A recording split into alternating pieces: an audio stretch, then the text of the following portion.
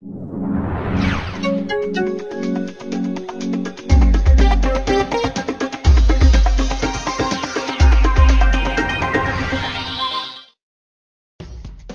typical enterprise data center contains lots of servers, but workloads vary widely depending on application requirements, user activity, or network conditions. So many servers spend much of their time sitting idle. That's a waste of precious hardware resources that demand expensive power, cooling, and ongoing maintenance. Server virtualization attempts to increase resource utilization by dividing individual physical servers into multiple virtual servers, each with its own operating environment and applications. Through the magic of virtualization, each virtual server looks and acts just like a physical server, multiplying the capacity of any single machine and easing server provisioning.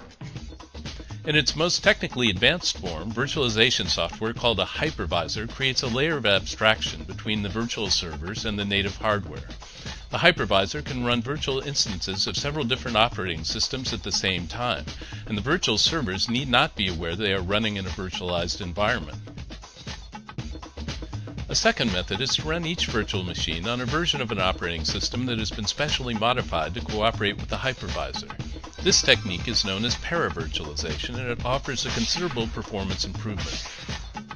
Still, other operating systems incorporate their own form of virtualization at the kernel level. In these cases, virtual servers are still isolated from one another, but they are all running the same operating system. The advantage of operating system virtualization is performance similar to that without virtualization at all. Which form of virtualization is right for you will depend on various factors, but the decision has been simplified somewhat by recent hardware improvements. Modern processors often ship with built-in support for virtualization, which eases the burden on the hypervisor and can improve performance no matter which form of virtualization you use.